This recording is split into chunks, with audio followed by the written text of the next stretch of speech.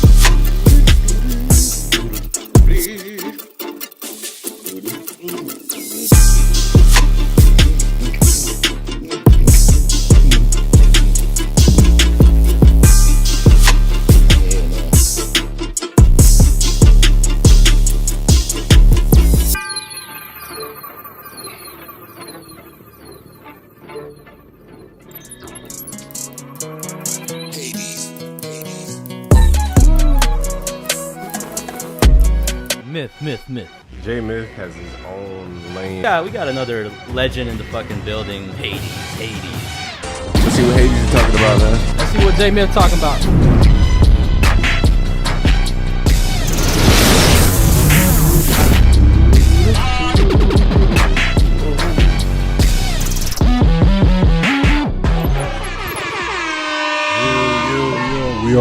We are back. Logic Pro Global. Logic Pro Global in the building. Turn this background music down. Now going to flex. Yo, last week my mic levels, I was watching like the previous streams, my mic levels were pretty clear, but really up there. I had to bring them down a bit. Make sure I'm not coming in too loud.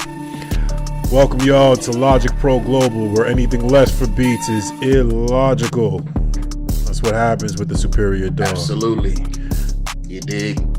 I'm your host, Hades, broadcasting from Miami, Florida. We got JMYTH, the GOAT himself, broadcasting from Cali. Salute. What's good, my brother? Man, all is well, man. We getting better. We ascending. We getting better. That's a all fact. Is well. That's a fact. Apologies for getting on late. We had some technical difficulties with OBS / that old bullshit. Right?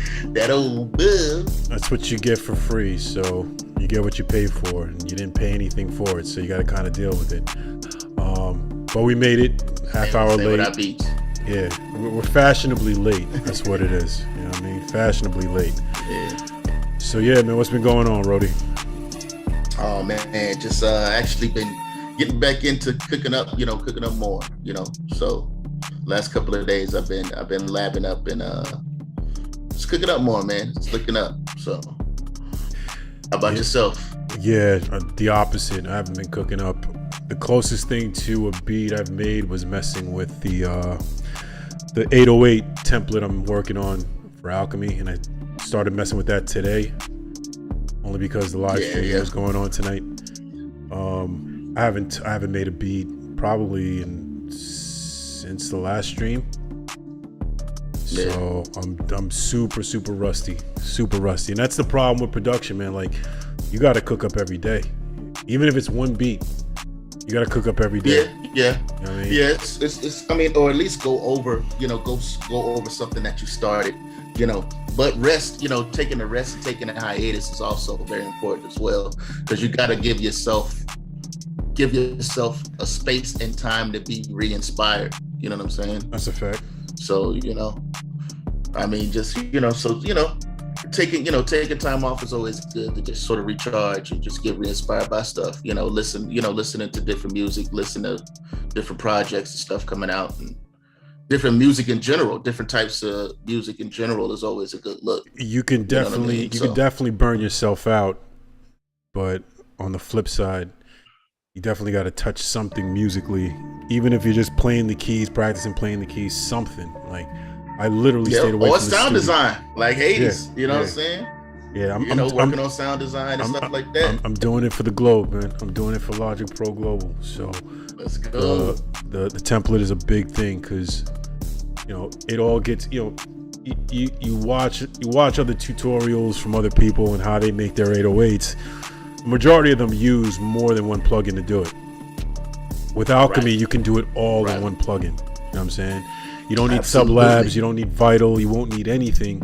Once I crack the code, it's pretty much a dub. You know what I mean? Like, you'll be able to create your own 808s just by turning one or two knobs. You know what I'm saying? Yes, sir. Yes, sir. Flex talk. That's what I'm talking about. That's probably the only part of beat making I've really done in the past couple of days.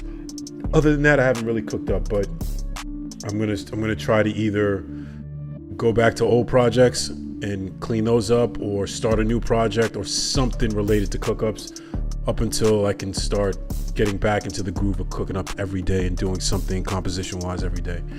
Because all it takes is... Do you ever listen to your old compositions to get inspired? Sometimes, yeah. And I promised myself in 2022 I was actually gonna like have a special playlist of all the joints, all of the favorite joints that I have that, you know, I did something unique with, whether it be a bounce or a melody or something to that effect, just to kind of motivate me to be like, okay, this is the direction I want to go today. You know what I'm saying? Or I'll listen to other producers, like I listen to Dayro a lot. Dayro goes live every now and then during the week. I'll listen to him before I start cooking up. I'll listen to some of Prodigy. Dayro's stupid. I need to holler at Dayro. Dayro goes stupid. Dayro goes stupid. So I try to join his lives every now and then. And Prod DB I'll listen to. He's stupid too. He hard at it. Cats like that to kind of motivate me to get in the stew and cook something up. You know what I'm saying? But me not cooking up the past week has nothing to do with motivation. It's just I've had my hands tied with other things that I really couldn't get in the stew to cook up, but that's gonna change. Right. So, but yeah, man. Who do you consider you be? Oh, okay. Go ahead. No. Go ahead. No, I was because I had put this up on my IG, and who's your top 5 producers of all time? It's funny. I was thinking about that last week too. Top 5, not in any particular order. Hip hop too, because industry, non-industry, or what are we talking here? Just hip hop as a genre. You know what I'm saying? Hip hop as a genre, hip hop rap. So we get into pop, and R&B. We start getting into the Quincy's and all that, David Foster and all that. So shout out to them, because they're definitely the GOATs of all time. My top 5 would be, and not in any particular order. I'd have to rank them. Yeah, no particular order. Yeah, that's crazy. Yeah. I would say Alchemist, Okay. Havoc. Shout out to Alchemist. Havoc. Shout out to Havoc. Havoc from Mobb Deep. Lord Finesse. Ooh, nice. Diamond D. Nice. Diamond D for sure. Yeah, that's dope. Oh, damn. Can I make it my top 6? No, because that's what I ended up doing. Low key, I made it like a top 10, a top 7 or something. Oh damn, I might have to make it top 7. DJ Premier. For sure. Pete Rock. For sure. And did I say Eric Sermon? No, but for sure. And then I gotta throw and then I gotta throw RZA in there. Ooh, RZA, dog. You know what? That's crazy, because I forgot to mention RZA, and RZA's definitely what RZA does with the rugged approach, and how he makes things that are out of key in key, and how it makes them work. RZA, RZA, damn. RZA, Havoc, and Alchemist. I would say RZA and Havoc, these two have been able to create their own sound and stay consistent with that sound throughout all of their albums. Yeah, they have their own fingerprint, because it's them. It's their sound. Yeah, that's why it's important about having your own sound. You know what I mean? Yeah, you mentioned some OGs. Yeah, definitely. So what do you because now when you mention like Lord Finesse, Diamond D, dang. So now you got to sort of shoot, because now you got to incorporate. Dang, this thing, that's crazy. That's crazy because you can incorporate Easy Mo B. Oh yeah. You know what I'm saying? Because he's got, I mean, the amount, almost every beat that he's made that's made it out are like all bangers. Yeah, for sure. Like that's a fact. Like every single beat. That's a fact. All bangers from from all the Biggie first album stuff. You know what I'm saying? I mean, from Flavor in Your Ear. You know what I'm saying? The What, when I first heard The What, and we're talking about The What with Method Man, right? Yeah. Yeah. When I heard that beat, I almost lost Crazy. it. That beat was up Crazy. there. That was around the time the Infamous album came out, and I was already stuck on the Infamous album and Shook Ones. Shook One was that beat that came out of nowhere, and that changed the game completely. But then when I heard The What, because having Puff as the producer of the album itself, Ready to Die, the album was very commercial, right?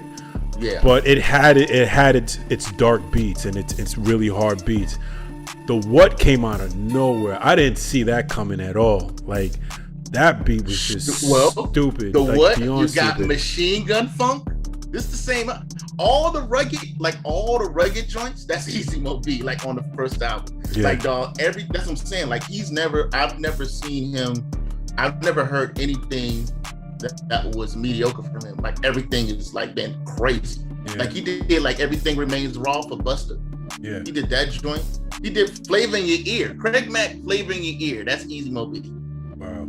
You know what I'm saying? Like crazy. Like, I mean, he deserves his flowers. He's like ill with it, especially like that. I mean, the rugged, it was commercial, but it was rugged. You know what I'm saying?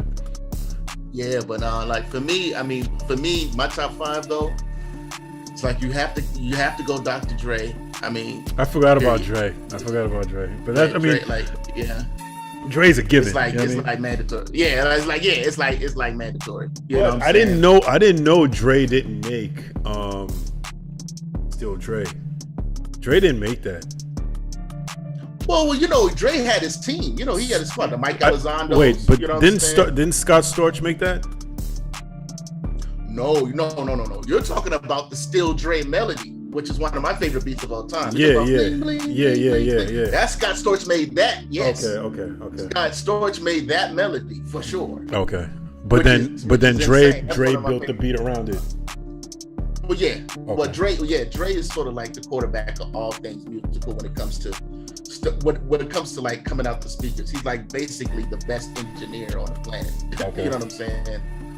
And he had Mike Elizondo, you know what I'm saying? I remember he was messing with Mailman for a minute. Yeah. You know what I mean? Mailman was doing a lot of stuff. High Tech, Battle Cat, which is he's definitely in my top 10. Yeah. You know what I'm saying? But Jay Dilla for sure. Like when it comes to just hip hop and like flipping a sample and having mystery behind your beats, Jay Dilla is probably like he's untouchable. You know what I'm saying? Like there's still stuff to this day that he's made, and let's not to mention the stuff that he was involved in that Tribe did. You know what I'm saying? He didn't get, like he wasn't, he wasn't on the credits, but he was in the studio. You know what I'm saying? Cooking up those, flipping who was hard too. But he was more underground, but I mean, that was the wave I was on with Mob and CNN and all that. Capone and Noriega, let's go. Tragedy Gaddafi. Oh, I remember him. Yeah. Tragedy Gaddafi. He produced a lot of beats for Capone and Noriega's album. I'm pretty sure he produced TONY, Top of New York, and a bulk of tracks on the album. He had a moment. He had a good stretch. I'm gonna say a good 4 or 5 year stretch. When Nori was popping and Capone, he was on it. There was so many underground classics that he put out, man. He was a dope producer as well, and I think he was somewhat of Lord Finesse's apprentice at the time, because just the sound that he was putting out was reminiscent of Lord Finesse in a way. Yep. Well, no, that's what I'm saying. A lot of people don't realize, speaking of that, you mentioned Eric Sermon. Rockwilder was Eric Sermon's apprentice. You know what I'm saying? And we know what Rockwater, Rockwater got. Like he's got edgy, rugged beats that are hits, that are like smash hits. You know what I'm saying? Like to be able to do that, you know what I'm saying? To be able to have your own fingerprint, you know what I'm saying? Think about just the swing alone that he's incorporated in hit records. Yeah. Nobody's incorporated swing like that in hit records. Yeah, it's a fact. You know, nobody's done that before besides him. You know what I'm saying? It's like, you know, the Rockwater itself, you know what I'm saying? Or Throw Your Hands Up, you know what I'm saying? Yeah, that's a fact. Like, I mean, shoot, looping at 5, like what? Who does that? You know what I'm saying? Yeah, that's a fact. fact. Yeah, no, there's a lot. But yeah, you got to go with the, you know, the Dre, the Dilla, the Primo, the Premier, Pharrell, Timbo, you know what I'm saying? This, you know, Pharrell is like the king of being unique and weird and convincing you that it's dope.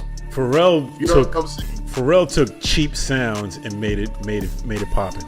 Made him slap. Shout out to Chad Hugo too, because he was EQing the hell out the weak ass sound. Yeah. I think them slap. Either I read something or you or Drill sent something to me about Pharrell back in the 90s when he was pretty much running things, 90s, 2000s. Yeah. I think it said 90%, either 70% or 90% of the radio airplay was his production. Oh yeah. No, he definitely had a moment. That is a huge percentage.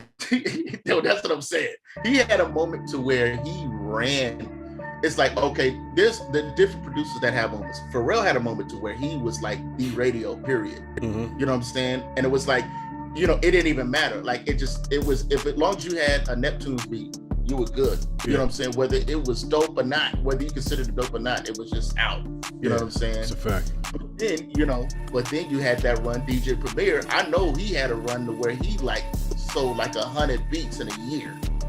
Yeah. You know what I'm saying? Primo, it was like you wasn't gonna buy no hip hop album without Primo on it. Yeah. You know what I'm saying? Without hearing Primo on it. You know what I'm saying? You had that. You had Dre, Dr. Dre. I mean, shoot, he's gonna have a moment every decade to where it's all his. Yeah. Isn't he supposed to be putting something out though? Possibly. You know, I mean, the Detox album was supposed to be coming out for the last 20 years. He said the last 20 years. You know what I'm saying? Like, no exaggeration. You know what I'm saying? But yeah, he's probably got some in the holster. Shout out to DJ Quick and Daz Dillinger as well. Oh they yeah, slept on. Yeah, that's a fact. They deserve their There's flowers. so many producers, bro. So many that influence people like us, man. And I think that's the advantage that we have over these young producers, right? Again, nothing against them. Like they're a lot of them are talented, man. From melody making to drum making and all that stuff. But we have the classics to pull from.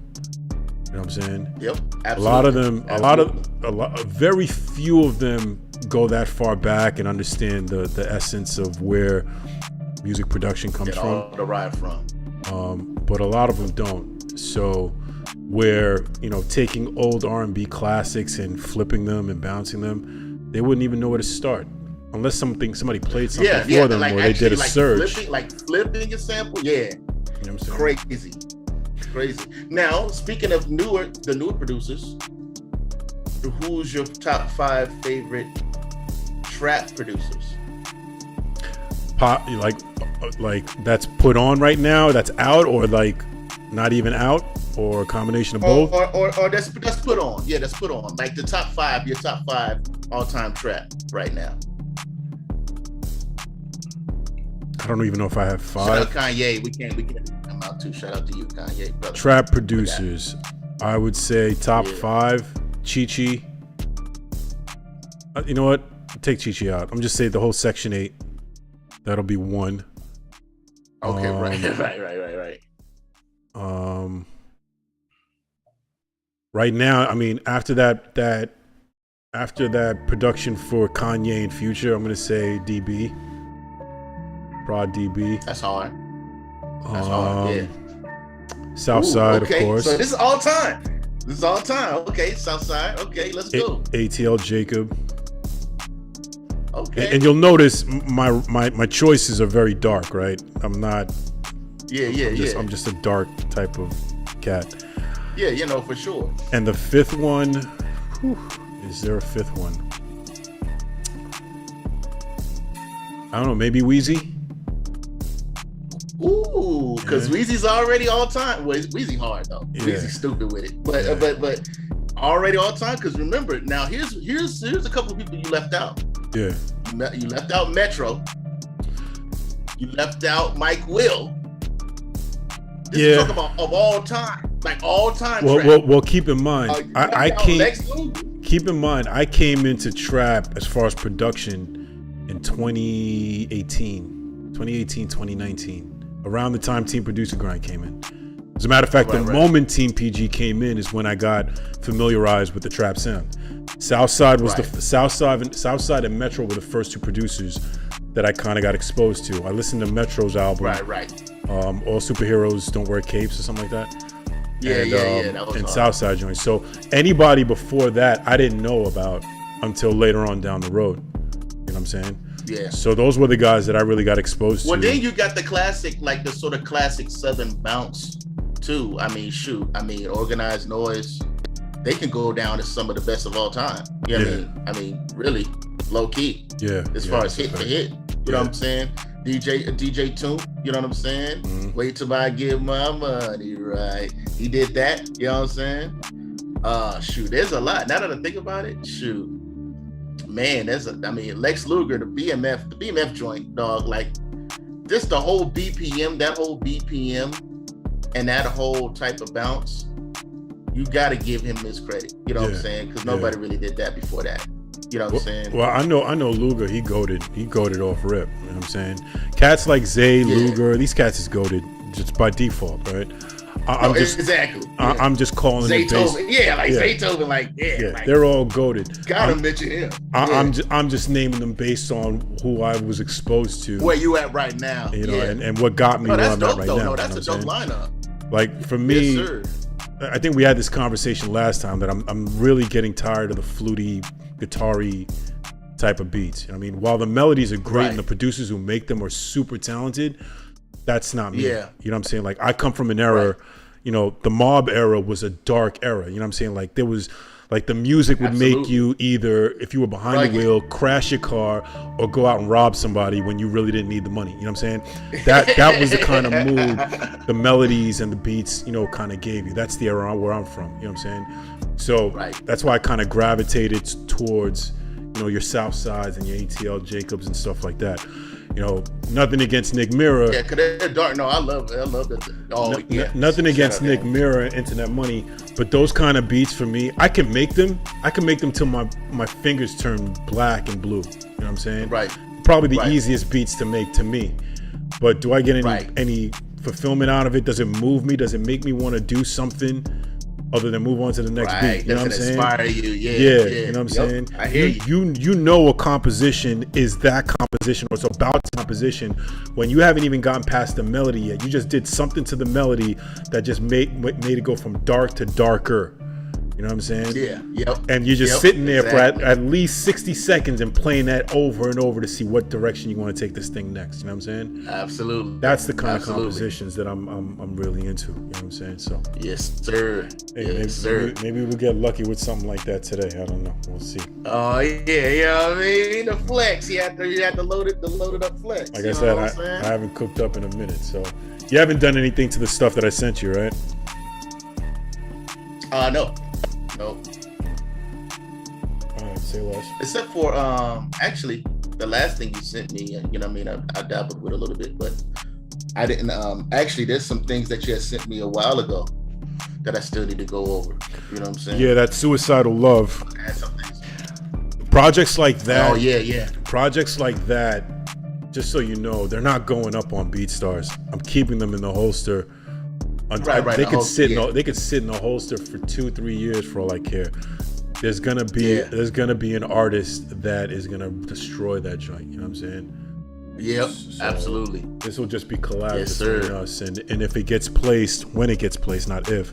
You know we'll split the Yeah. residuals and all that other good shit. So Yes, sir. but yeah, man, Yes, dope. sir. That was a dope question with the producers, because I was thinking about that last week. Like, what producers really inspired me to, not just to start making beats again after a long 2-3 decade of hiatus, but what producers, were the producers of their day. You know what I'm saying? That really shaped the era and made hip hop what it is. You know what I mean? Because the rapper can rap all he wants. Without the producer, you just freestyle on the block, my boy. Yeah. You know what I mean? Yep. That's real. And then that's another thing. It's funny you mentioned that, because Primo, the way Primo would conduct most of his beats, he would just have the drums and have the rapper rap, and then he would formulate the sample chops around that's around a good way to do it. rapper. I haven't done that in a minute. I used to do that. I think I may have done it once or twice. Take an acapella from someone, or like I had an artist, he would spit the rap to me or whatever, and I would build the beat around the rap. I haven't done that in a minute. I think I'm gonna try that. I'm gonna put that on the list. Yeah, we might have to do that. Find an acapella online and then just build a beat around it. I mean, kind of like the Zane challenge, except I didn't build a beat around it. I just grabbed the beat and I threw it on there. Speaking of that, the numbers for the new submissions are crazy, so I don't know what's going on.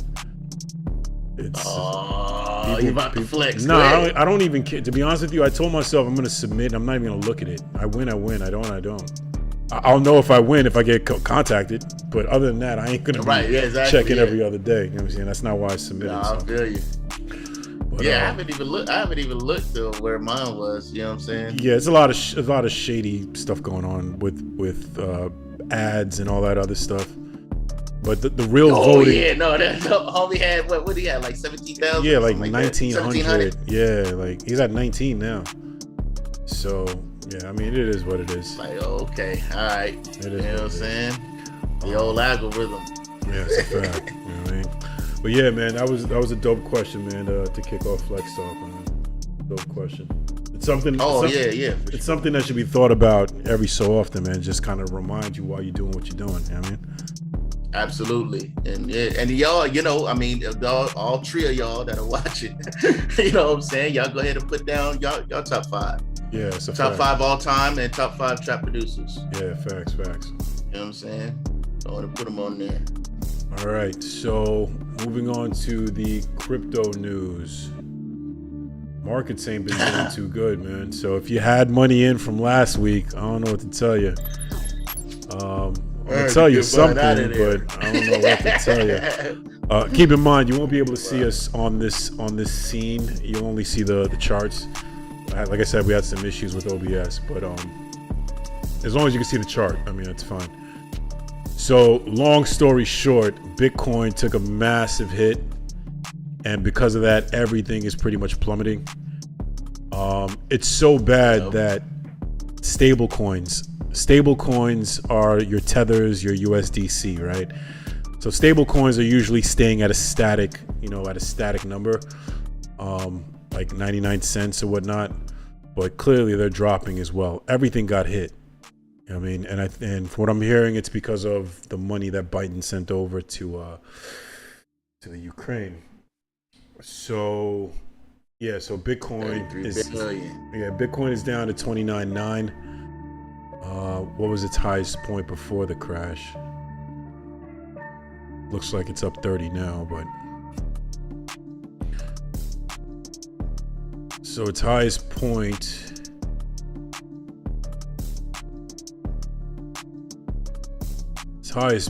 was 31.9, lowest 28.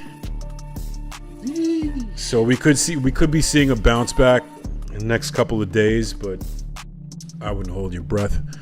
So like I say, where there's fear in the market, it's potential purchase time for, those consumers. So if you didn't purchase before and you want to find a sweet spot to get in, now is a good time.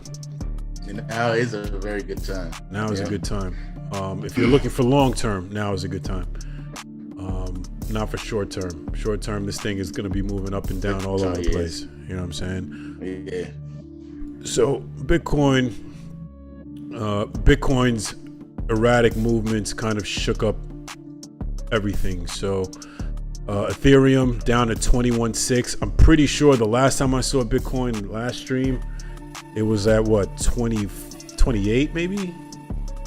Yeah. Let me double check here. No. Last stream it was 32 or 33 or something like that. Let's go to the 7-day. It's went down even farther within the last week. So today's the 11, 10, 9, 8, 7, 6, 5, 4. I think the 4th was Wednesday, I think. Yeah, may the 4th be with you. May the 4th be with you. Yeah, it was almost at 3,000. It was at 29-ish. And now it's almost at 2. Sheesh. Yeah, that's a massive plummet.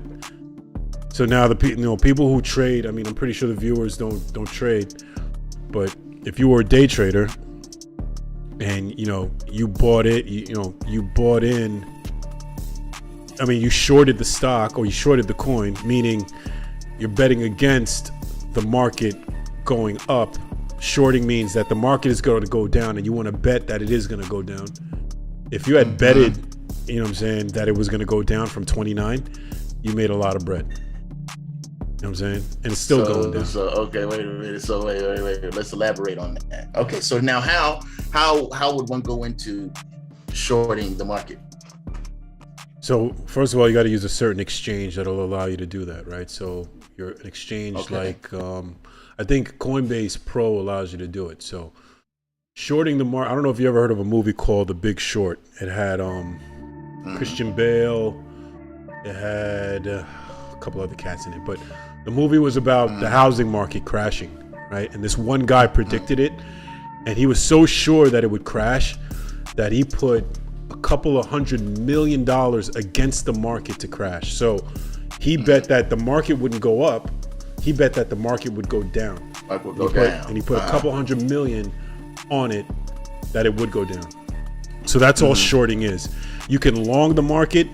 By longing the market, you're saying that whatever the price is right now, let's say the price right now is at 2,000, the price is going to go up. And I want to put X amount of money on it to bet that the market is going to go up. Right?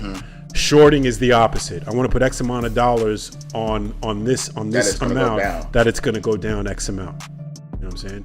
So if you bought in at 29 and you shorted the market up to this point, you made a gang of bread. So it's a particular exchange that you would have to do that through, right? You can't do it through Coinbase. You could do it through Coinbase Pro, I believe. I don't think you could do it on Coinbase. Okay. Yeah.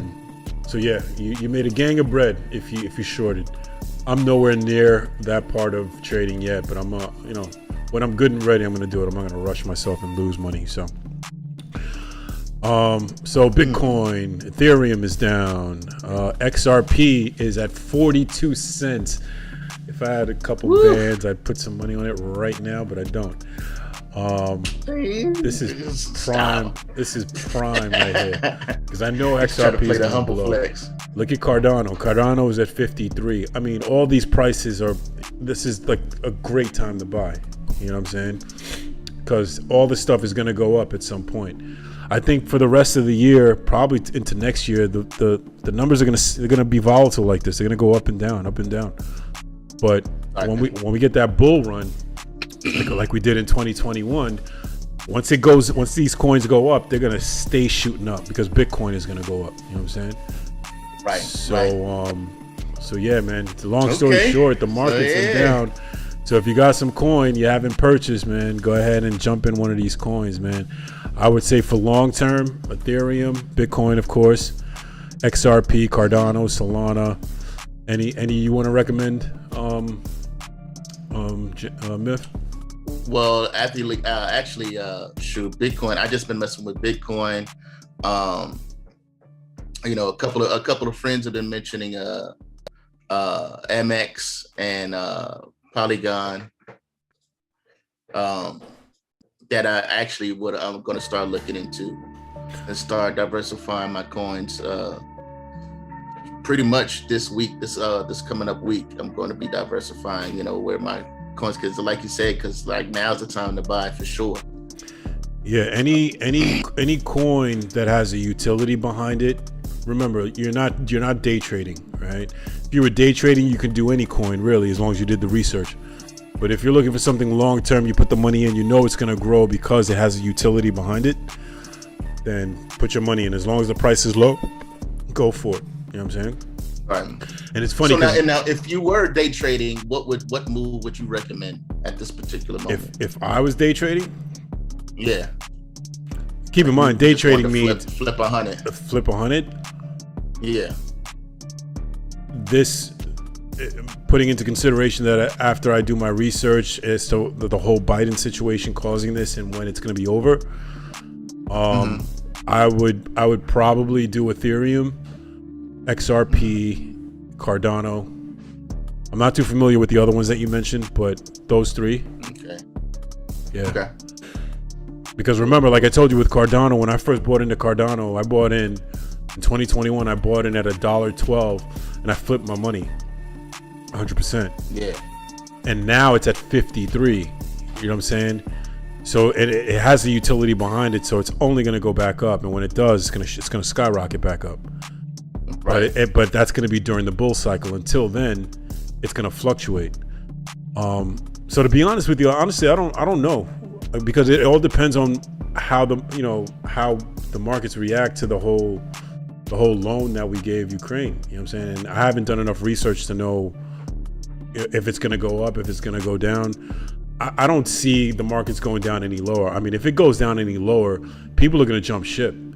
People who own Bitcoin, right, Ethereum, they're going to sell. They're going to panic and they're going to sell. Oh yeah. You know what I'm saying? If it goes down any lower. Shoot. I wish you would have gave me that $33 billion to put into to Bitcoin. Yeah. You know what I'm saying? You know what I'm saying? So, it's really hard to say, but we'll see. We'll see if it bounces back up. Let me do a quick refresh here. Now, what's funny is after the conversation we had last week about Sunday being the best time to look for sweet spots to buy in. Yeah. When I looked Sunday at the price was down dramatically, but I didn't know that was the reason. I thought it was just because of the whole China situation. But right. Yeah, it definitely took a nosedive. So yeah, you got some beat sale money, look for a coin that you like, man, and cop it for long term. You know what I'm saying? The price will go up eventually. But where there's fear, there's opportunity for others. You know what I mean? So just remember Absolutely. that. Remember that. Absolutely. All right, so that's your weekly crypto market rundown. All right, so last segment of the night, cook up. What are we doing, JMyth? Let's see. I mean, shoot. You want to go with something different? You want to go for a different genre of music, or I don't know. Or you want to, you know what I mean? What do you know what I'm saying? How you want to approach it? You want to cook up something? I'm so rusty. A part of me is curious to see how rusty I am. A part of me is just like, whatever. It's like, right, it's one of those weeks, yeah. And that's why I said, man, I can't allow myself to not cook up every day, because the motivation, you lose that motivation and that drive to say, yo, just snap all this stuff together, boom, boom, drums, but yeah, I mean, I'll start off, and then pass the baton to you. If you want to, you know what I mean, I can start something. It's nothing. You know what I mean? I can start a song. Let's get the worst out of the way. Boom bap R&B or whatever. You know what I'm saying? Let's get the worst out of the way. How about that? That would be me. I'm the worst of the worst. You trying to humble flex now. No, not at all. Yeah, let me see how bad this comes out. Who knows? It might be good. Maybe I'll get inspired. You got something in the holster, folks. I got nothing in the holster. This is what you call alley-ooping yourself. It's so bad. My flex talk is off. It's off point. You know what I'm saying? But I'll be in much more rare form next week. No worries. Yeah. couple of more months, I'll be fully converted over to Apple. Yeah, right. Oh, you put the order in? No, I'm just saying within a couple of months, I'll be able to switch over to iPhone. Yo, I don't even want to look. Everybody in my life has been clowning me. I don't even want to. You know what? I'm gonna do it. This flex is gonna piss me off. Oh, when is because yours got pushed back, huh? Everybody's got pushed back because of China. Yeah. Even their stock price went down almost 10%, which is not good. Oh wow. If this thing tells me it pushed it back again, I'm gonna be super pissed. Oh no, yeah, that'd be crazy. I'm gonna be super pissed. Yep, I was gonna get the green joint and everything. You know what I'm saying? I like the gold joint too, but I was gonna get that green thing. Ah, the old alchemy.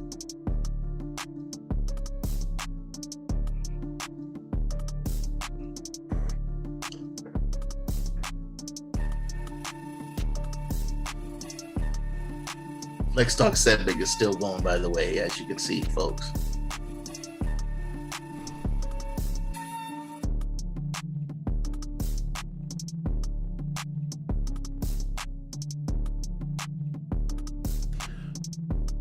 My mom just picked up the new 13.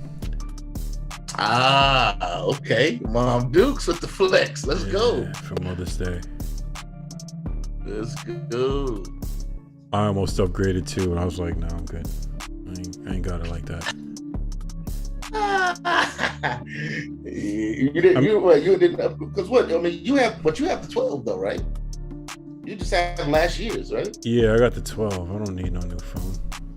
If I were to get the phone, it would be simply for the cinematic function that they have. I really don't need it. Not for you.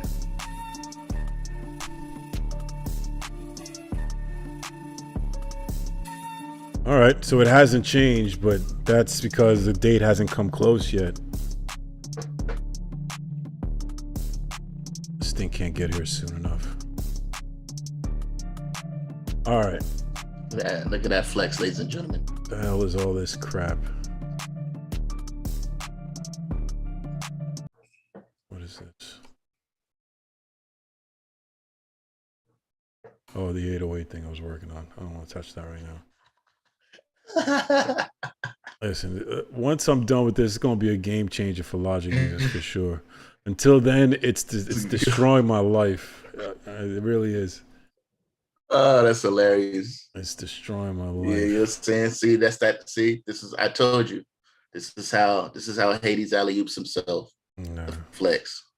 No, not at all. You know what I'm saying? You see how he incorporated 2 flexes simultaneously? Not at all. No, three, because it was two from Apple. Then he went into the alchemy. You know what I'm saying? Flex logic. Yeah. All right, you know what I'm saying? The old self alley-oop. You know what I mean? Got to do it at least once every segment. How do I share my screen? All right, optimize. Here, you can see the screen. Yes, sir. Okay. You can still hear me though, right? Yep. All right, just making sure. Everything's good. Just making sure.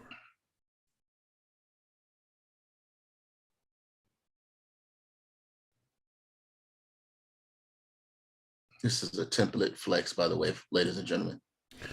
Yeah, I may have to talk to my brother about selling me his Native Instruments keyboard. Yeah. Oh, he has one? Yeah, he has there's a smaller one than the 49, right? I know there's the 80. He probably has the 61. Nah, he has a smaller one than 49. Is there one? I don't know if they make one smaller than that. Then 49. Then he it's has 49. I mean, if there's a 49, yeah, he probably has the 49. because it's a 61, a 72, and an 88. I mean, a 61, a 76, and an 88. 88. Okay. Key. Yeah, I may have to talk to him about hooking me up with that one. I don't think he's gonna be using that anytime soon. Because I'm just finding out that my M audio, while it's been great to me, the Mackie Huey function just doesn't work the way it should. Like when I'm trying to get the keys to like learn certain functions or map to the keyboard, it just doesn't map. And I think with native instruments, it has a default configuration for every DAW that you have. So it's just plug and play. You don't have to, manually configure anything or anything to that effect. It's just there. Yes, sir. So I may have to look into that. All right. Let's see what I can do here. Let's find a loop. I'm not in the mood to create anything new. Although I did some fancy stuff last week and I don't remember what I did.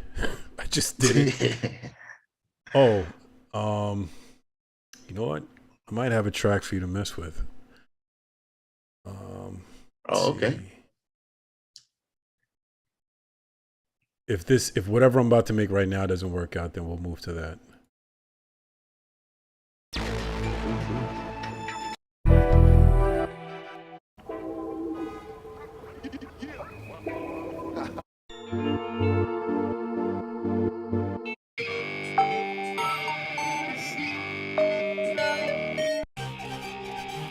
BPMs on this thing is super quick. Where's this exquisite Naples?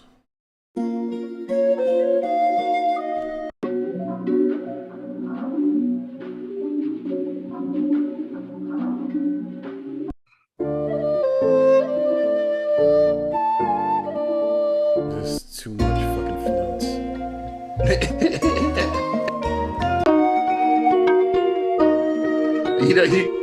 you want to flip that last one in Miami. This cat Exquisite is dope with the melodies. He be having some joints that really stand out, but after that, everything else just sounds like a flute. They just slap together. Like I ain't in the mood for all that. Man, I feel you. What's in this one?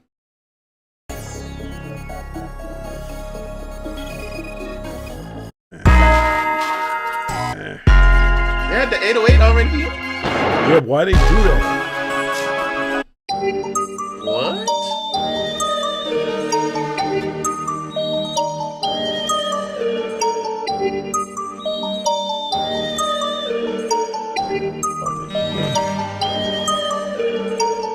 Oh, he likes that one. What? Yeah, why they wait to here?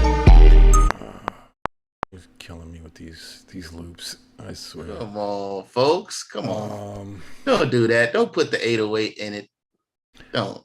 All right. Or the drums. Don't put the drums in it either. No drums. Let me check Ghost Hack. What Ghost Hack has. What they have is shit that doesn't play. Oh, they're folders. They're folders. Yeah. Oh, So they got stems. but I gotta click into each one. That's a pain in the ass. Try this one. Guitar loops, great. Strum guitar set. Flex Talk segment is still going, by the way, ladies and gentlemen. Distorted He's flexing, guitars, his extensive library. Extensive. I just grabbed the downloads. I don't know what's what.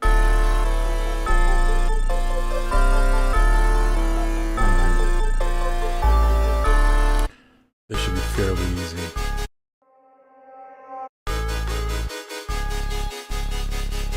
These are dope. Just don't put the bass in them. Yeah, I mean, that's why I have I got the automation to cut all that out. But I don't know why they put that in there. Gotcha. I can understand a Reese bass, maybe, but this is clearly. I don't even want that. Yeah, I don't even want that. All right, I'm gonna pick something from here and just be done with it. Let's attack.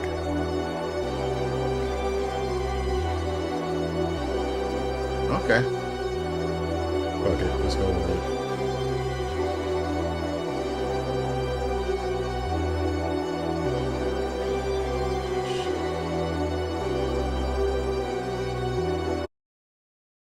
Just go with that because Myth likes it.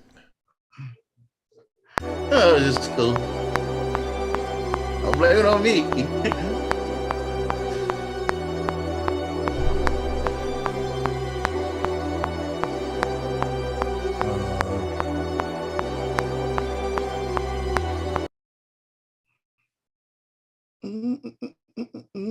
Oh, okay. So a little flexing. Okay. What'd you do? What'd you do right there? I bounced it out. To audio? No, I just bounced the converted original. Yeah, I bounced the original to another version, but a Logic bounce. Oh, okay. Because like some flex pitch and everything. Yeah, because a lot of times we try to manipulate the tempo. Yeah, because if you try to flex pitch the original, usually it's coming out of an FLP and it causes problems. It causes like glitchy effects and all that good stuff. Yeah. So, speaking of flex pitch, usually there was a way to have this on by default, and now I have to turn it on every time I drag a sample in. So let me do that now. Because you just this super template you got. Probably no. This template I created from scratch, so it shouldn't have anything outside of the bare minimum. All right. So this is the one.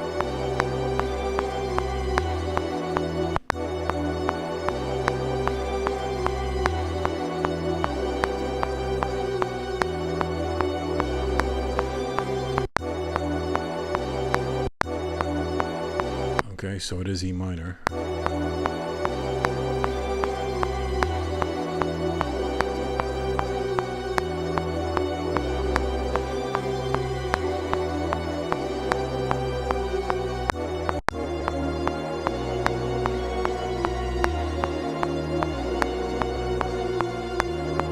It doesn't seem like it's...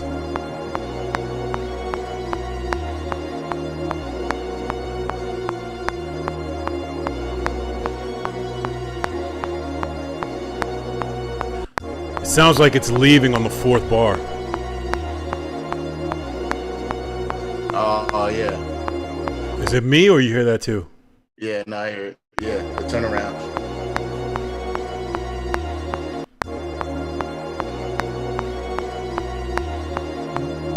Right here.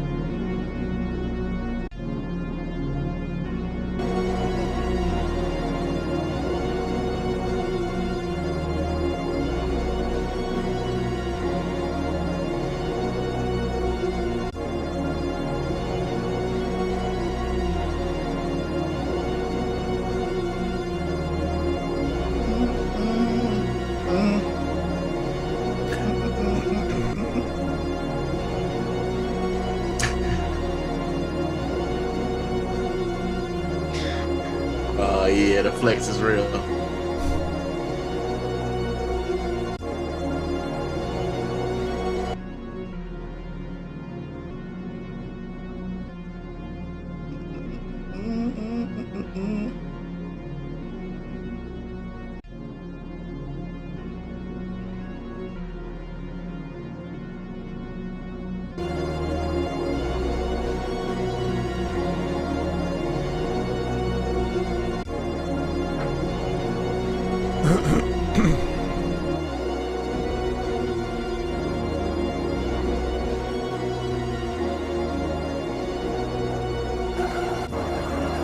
Eek.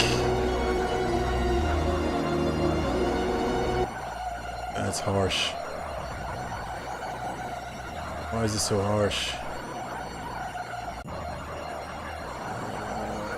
I would go to vocals. I mean, this is a little bit better. Let me see vocals.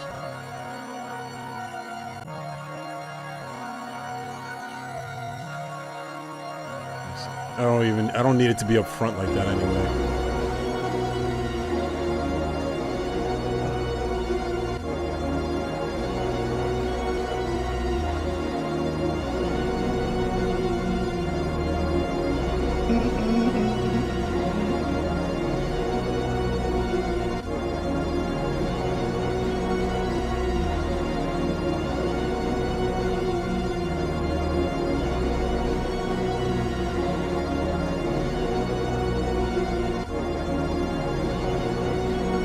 Sucks.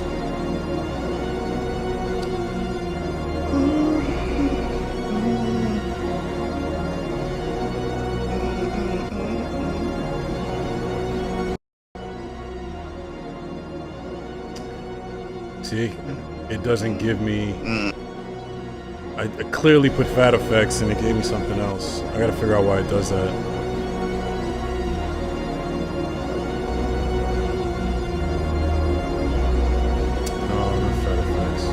We'll go to step effects. That's what I was looking for. That's what I meant.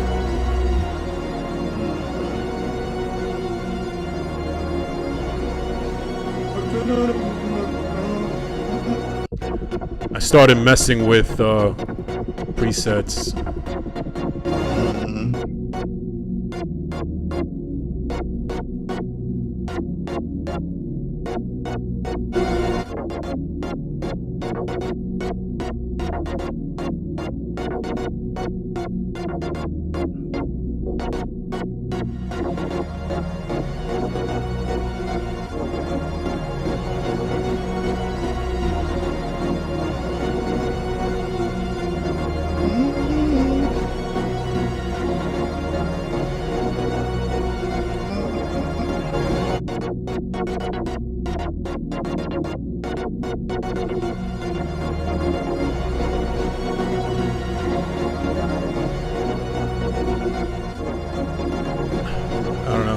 It's not giving me the A1 trigger feel. Let me try A1 real quick.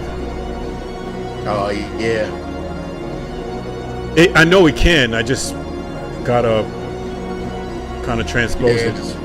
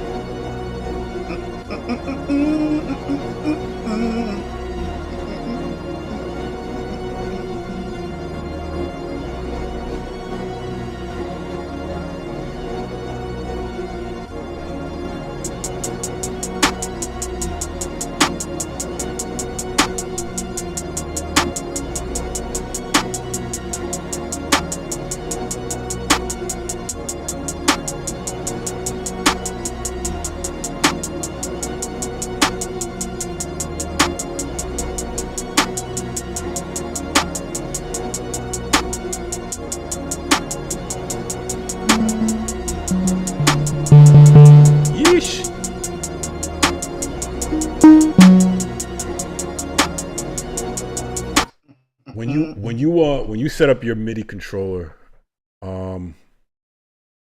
did you have to do anything specific to get it to map with the DAW, or it just automatically everything, velocity, all that stuff, kind of managed itself? It automatically blended, but you can go into the preferences and go to MIDI. You know what I'm saying? And I mean, to make sure that everything is, connected. But mine did, automatically. I still have the issue with velocity, at least with the 808, where I can't get the 808 plays at maximum velocity. I went into the preset for the M audio, and I can't see where to like cap it at 100. So like if I hit the key, Yeah, but once you get it in, you know, you can go ahead and hit that, you know, that option velocity once everything's in and put it at 100. yeah, but until then it comes in kind of loud. I gotta literally put the volume down on the 808 fader, which is stupid. I mean, we'll just do that for now, I guess. Or we just draw it in because we don't want to spend too much time on this. All right, let's see what's going on.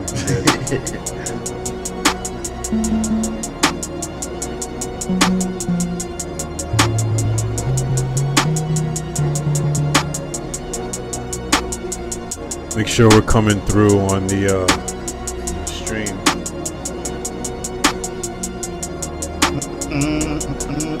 So I'm checking. Oh, we're good on Twitch. The stream is good. I mean, we're good on YouTube. Yep, and we're good on Twitch as well. Okay. We're good.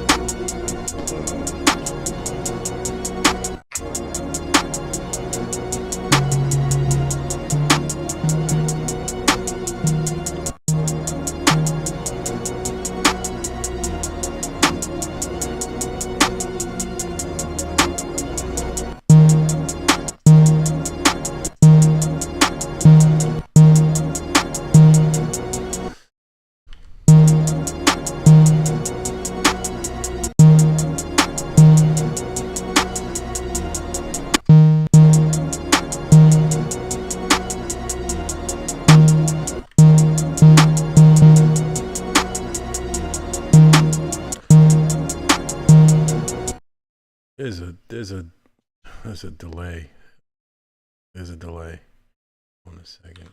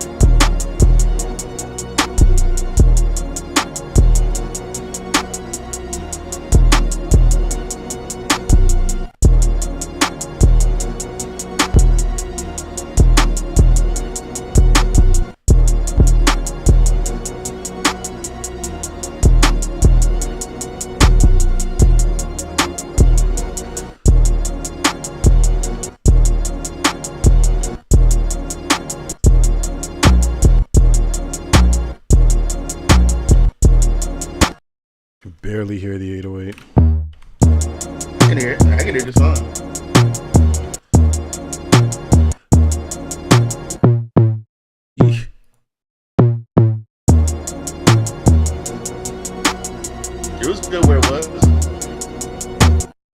back, you said? Yeah, yeah, Yeah. yeah. Mhm.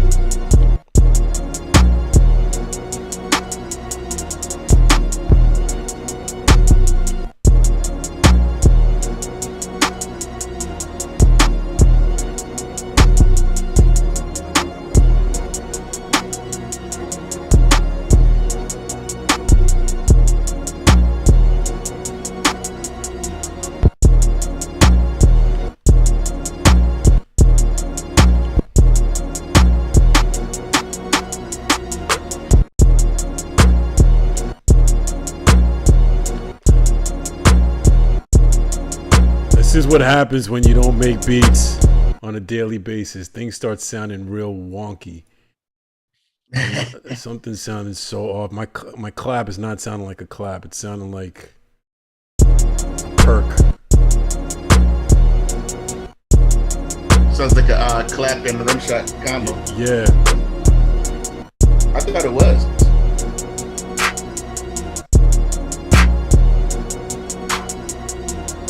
Oh, okay. It was a.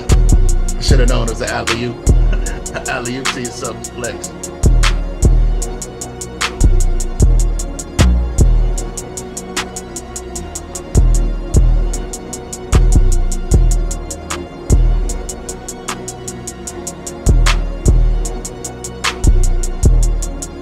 Meh.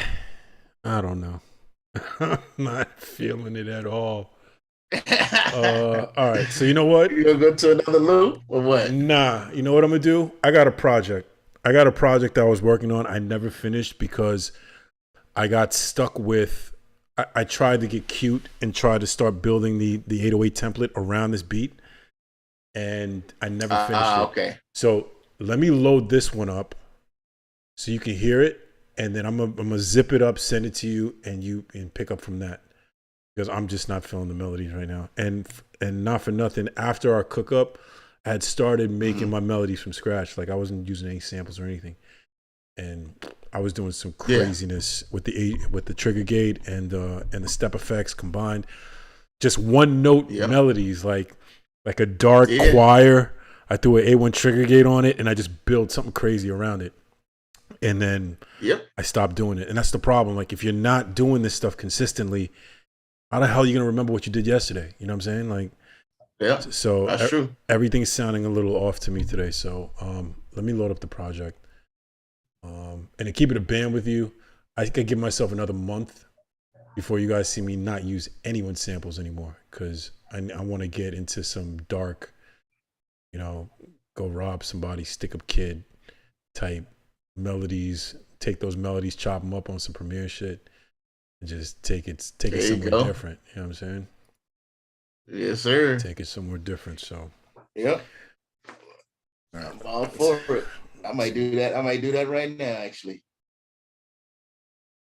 And what I'm trying to remember, if this I think this was a sample, but I may have I think I added to it, or I don't even know, but you'll hear it. And I even got the 808 pattern for it. I just didn't put an actual 808 to it. Oh yeah, this is the one. Let me move this down. Maybe I'll just throw an 808 pattern on it and then send it to you, and then you can fill in the blanks.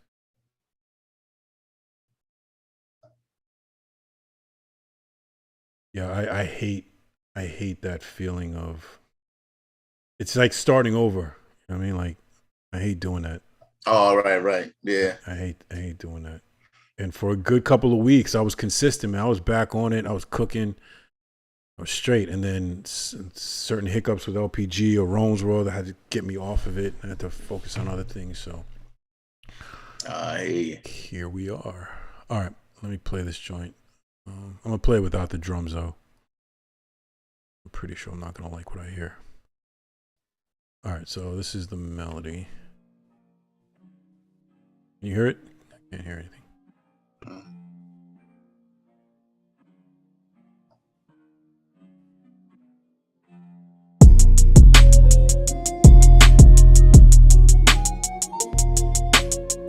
You hear it? Is it playing on your end? Yep, I get it. Oh, okay. Thought I muted the drums. The drum stack is not muted. Oh, the automation is not letting it stay muted. That's why. So even if I mute, it's gonna unmute. Yeah. I think this is the custom 808 that I made. Okay, flex.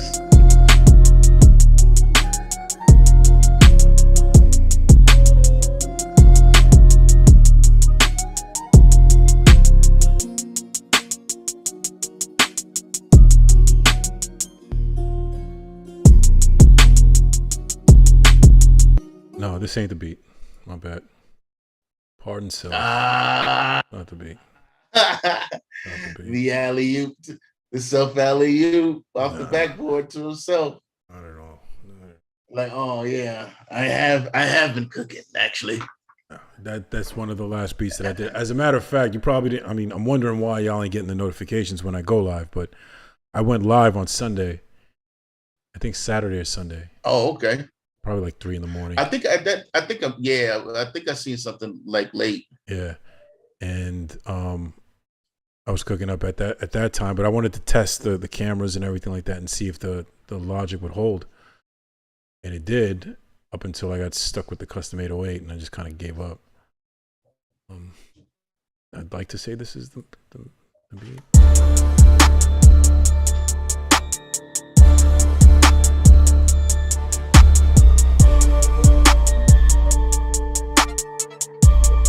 These were all just messing around with the custom 808. Nothing fancy. Maybe 58. Which one is it? 57. Close. Save. And now I got to start labeling these projects. I don't know about you, but when I go in, when I start the project, I just create a folder. I don't even give it a name. Like, I hate having the name. Oh yeah, I used to do that, but yeah, like now I just name it randomness. Yeah, because now I can't even find the composition. I think it's, please be this one.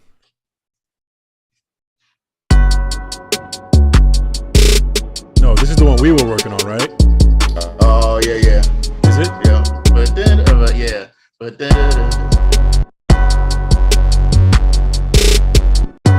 Yeah, that is the one we're working on. Oh, this thing is tweaking. I'm gonna find it, broski. Jimmy, just bear with me. We'll find it. It's got to be the first couple joints that I did recently. It's 59, maybe it's 59. Let's try 59. Close, don't save. Yeah, I got to start labeling them. I got to give them. I think what I'm going to do is if I use a melody, someone's loop, I'll name it their loop. If I don't use a loop and I do it from scratch, right, I'll give it this. I'll label it the sound that I used in Alchemy or something like that. Something. Because just giving. That's what I usually do. Like if it's somebody's loop, I'll just name it their loop. Yeah. If I use their loop. Oh yeah, we just heard this. We just heard that one. Yeah, that's super trappy though. So that's not Yeah, where's Jeezy at? Let's go. yeah. Yeah. That's right. It's crazy. Like the simplest beat is the one people want to buy. Like, for most artists, that beat is done. For me, I haven't even touched it yet. Like I didn't. No, exactly. Yeah. Yo, it's crazy. Yep. It's crazy. Those artists say that he'll be like, "Yeah, let's go. That's all I need." But that's why, like when we started this, man, I'd said like the bulk of the stream and the community is really going to be to make beats that sell, placement beats. So no matter how simple the beat is, that's what we're making, because that's what's going to get us the bread. We're still going to make complex and and creative stuff, but at the end of the day, which one is going to sell? You know what I'm saying? Yep. So, well, yeah, and it's like, how can you blend the perfect marriage between simple and intricate to make it work? You know what I'm saying? Because I mean, most of the time, simple, intricate beats are the hardest beats to make. You know what I'm saying? Oh yeah. Well, I think the intricacies I put in are usually in the bounce, not necessarily on the melody, unless I make the melody from scratch. It'll either be in the 808 bounce or in the hi-hats or with the perks. In some way, shape, or form between the 808 and the perks, I'll get an unusual bounce, but still keep those pockets for the artist to do what he has to do. Yep. So yeah, it's not easy to do, but it can be done. All right, this is definitely the joint. This is definitely the joint, because I remember all this extra shit that I did. All right. So originally what I did, I put a regular 808, and then the second 808 was supposed to be the custom one, but it didn't pan out too good. Gotcha.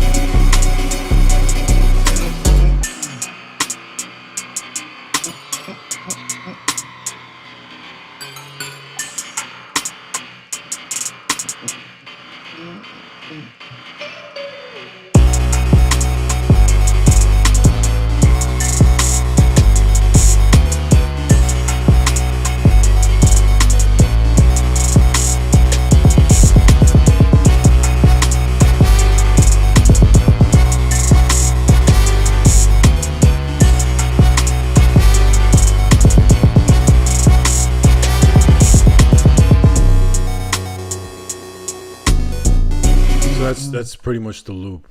Oh, okay, yeah, that's true. That beat is done. So I'm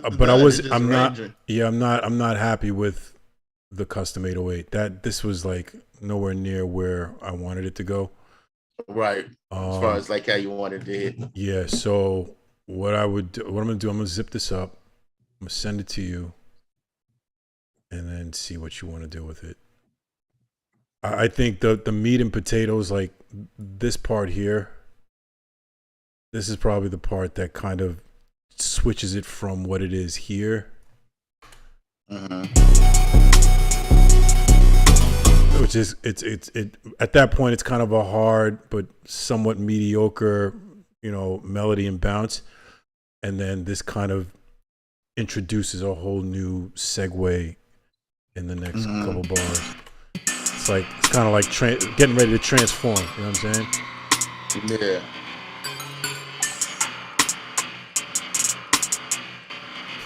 All right, let me pack this up. I gotta get back on my game.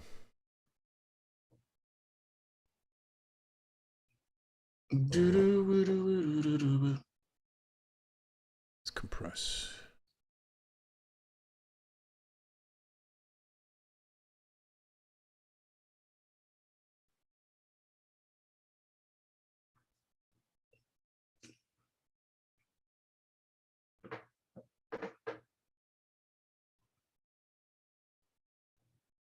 I was about to by next week's Flex Talk instrument purchase. Who? You. Instrument I purchase. saw Prophet. Oh no, that's the Prophet site. X. That's the site. I was Google searching the old alchemy sounds, like we were talking about, Oh yeah. and it was just an ad at the top. Nah, ain't nobody copping nothing. I don't need nothing else. As a matter of fact, I'm removing stuff from this setup at some point, maybe when the computer gets here. Yeah, I feel like I work much more efficiently directly from the computer. Maybe I'll just put the computer in front of me, but then it's gonna block the keyboard. It's just gonna look ugly. So I don't know. I'll cross that bridge when I get to it. Yeah, especially with all the other 3 screens right there. All the other shenanigans I got going on. All right. Myth, do you remember what number it was that I? Oh dang! Nope. Yeah. Not a good day, my boy. I'm gonna cook up. All right, I'm gonna just go ahead and from cook scratch. up. I don't know what's happening here. I think I may have lost the project altogether to be a band with you. Yeah, I don't see it. It compressed, but it's not showing as being compressed. Yeah, I'm over it. I'm gonna just cook up. Yeah, let me stop the screen. I gotta get my shit together. I don't like coming on here like this. As a matter of fact, after the stream, I'm gonna get back. I'm gonna cook up something. Not the pressures of the web. I gave you control. So there it is. It was still compressing. All right, let me. But you know what? Go ahead. You cook up. You just cook up. Anyways, I ain't tripping. See what it is. See what happens. Oh, okay. I'll be back to Zoom. I gotta quit and reopen Zoom. All right, say less. I'll be right back. Yep.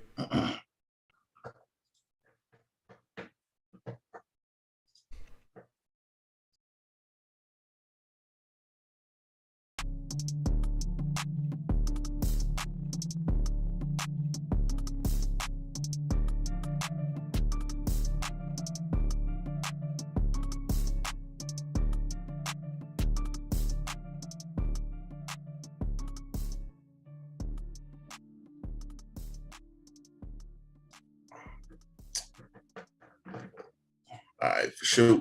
All right, let's get this going.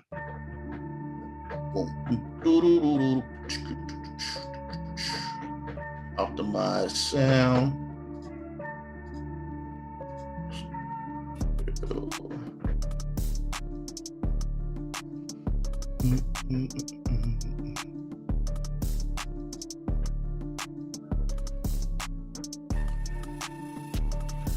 Just give me a second to kill the music. All right, bet. Myth. Can you hear that? Yes, sir.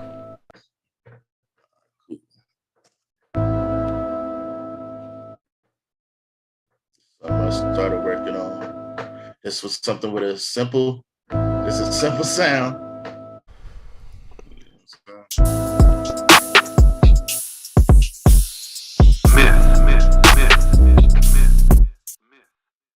All right. So let's just go with something. So we're just gonna. These are all in stock sounds, by the way.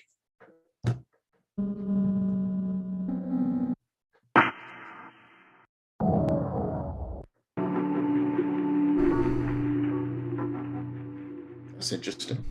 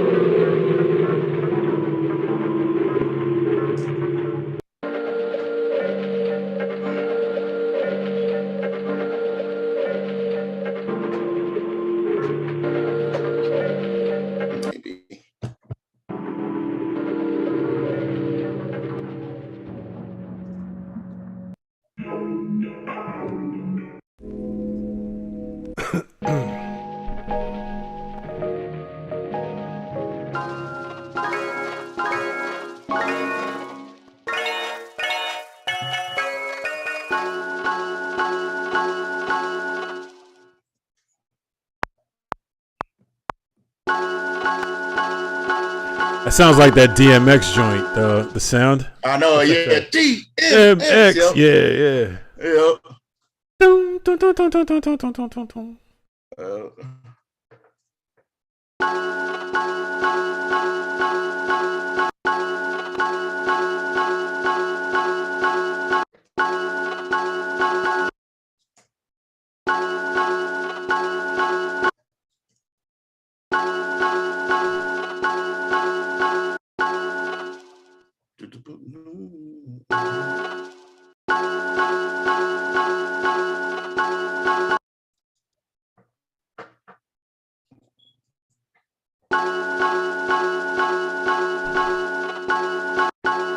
Oh, let's see what happens.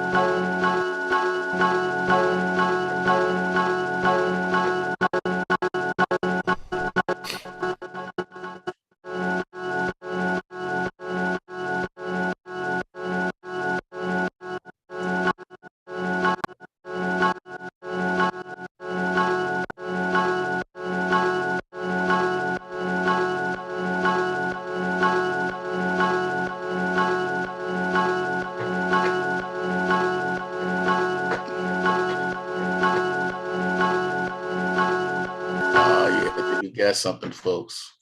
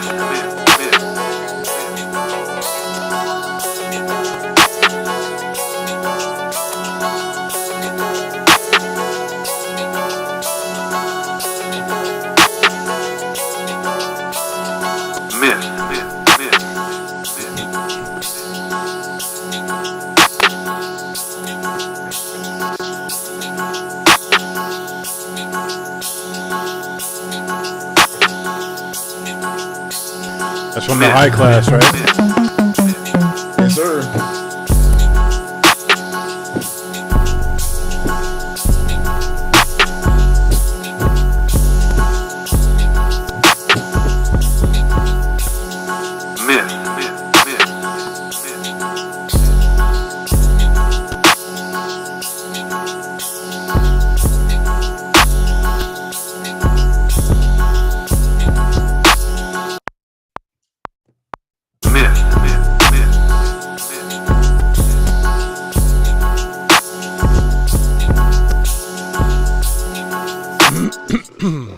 That's crazy.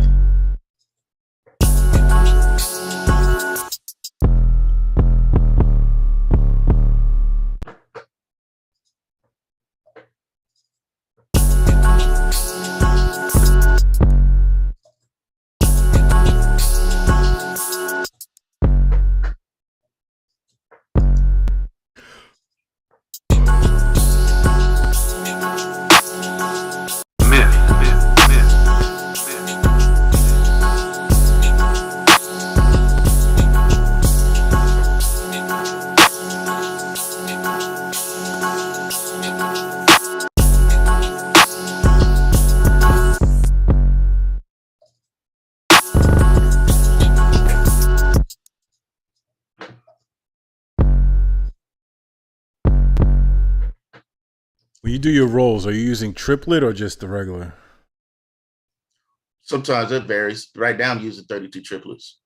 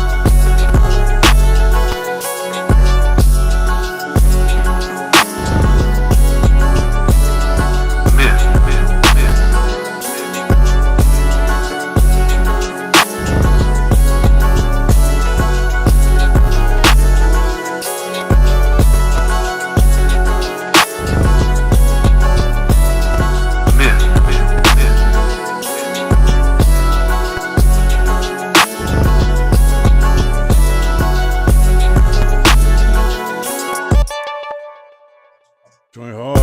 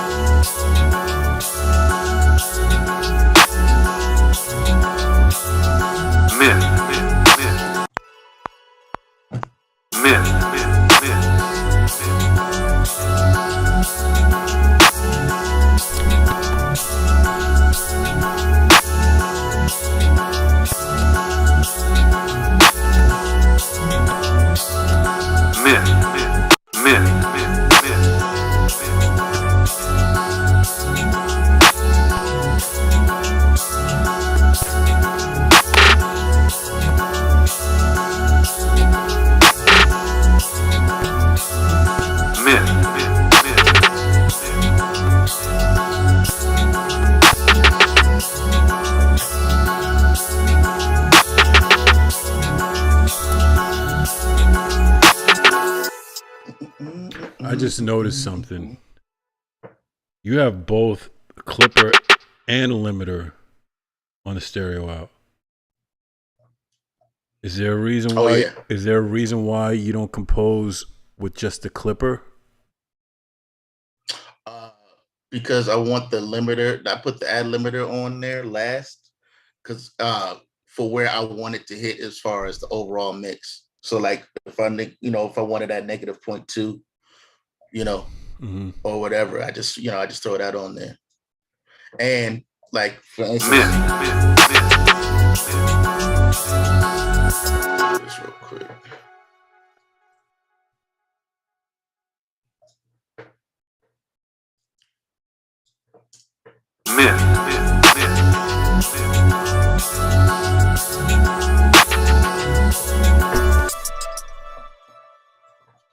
All right, so like for instance, like if I just want the overall gain, if I just want it louder, I could control it here easier, just a lot easier. But you don't feel like it's squashing the mix more than it should? In some cases, in some cases it does, and I'll just make adjustments accordingly. Okay. You know what I'm saying? It definitely makes the mix wider.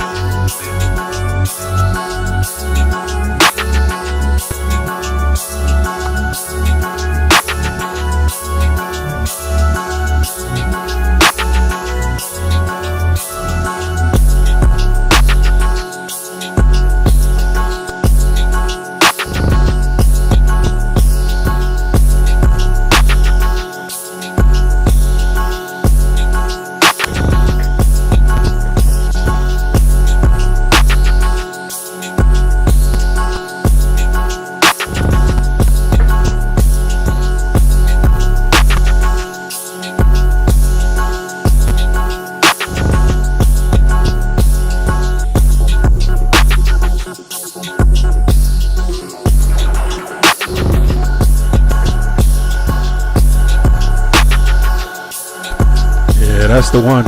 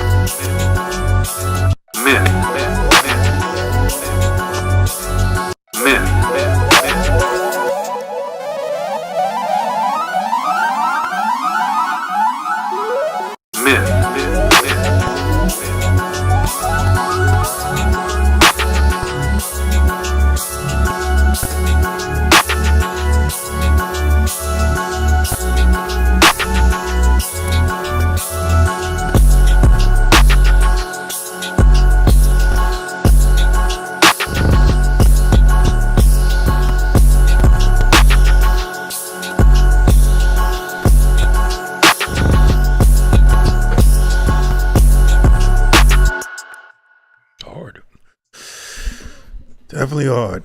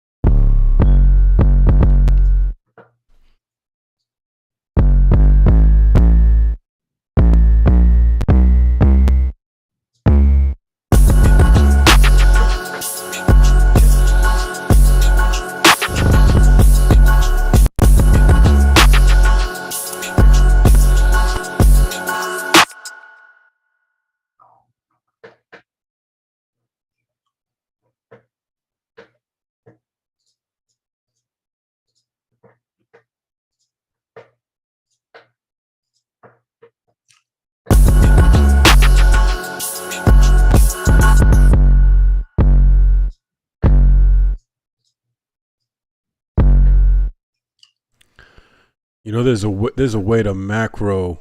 There's a way to map the time quantized that you like that you normally use, like 132 triplet or 164, to your MIDI keyboard via smart controls. Oh yeah, I know. Oh yeah. I just haven't got into it yet. I just be so be engulfed in right here creating. I just be like, I just roll with it. Yeah.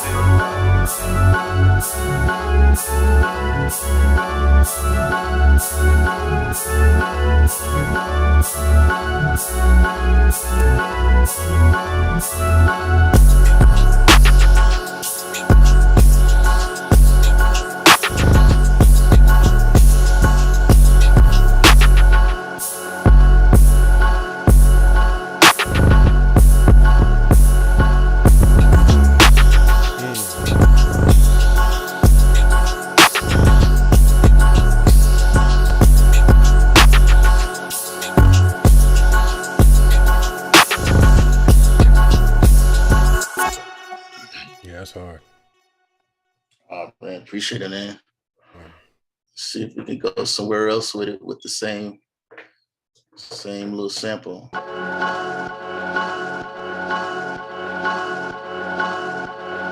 Switch up the bounce.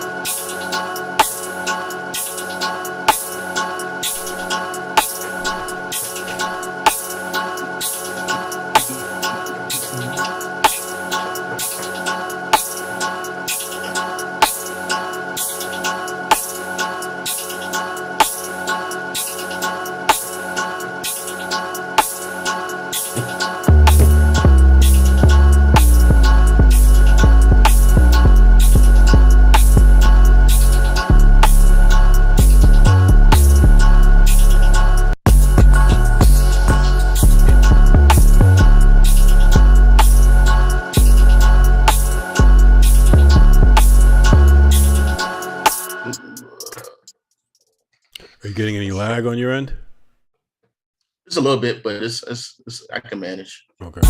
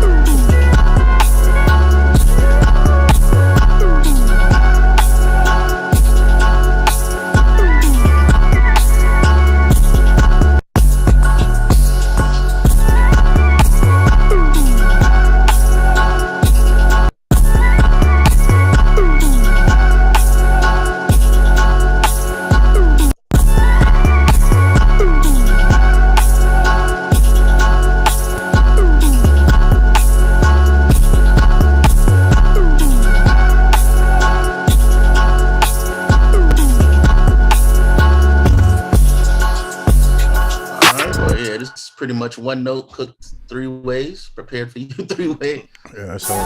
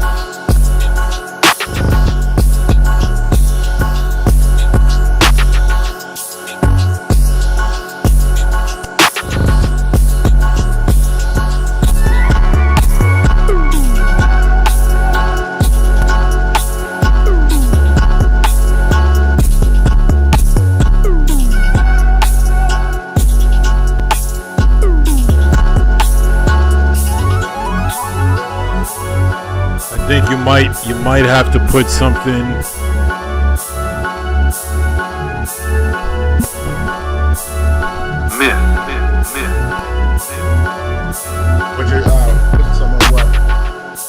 You might have to put something in between 25. In between 25. I feel like it comes like the change up is just kind of too abrupt. Drastic, yeah. Oh yeah, for sure. But other than that, put some type of drop there for sure. Yeah. Other than that, it's fire.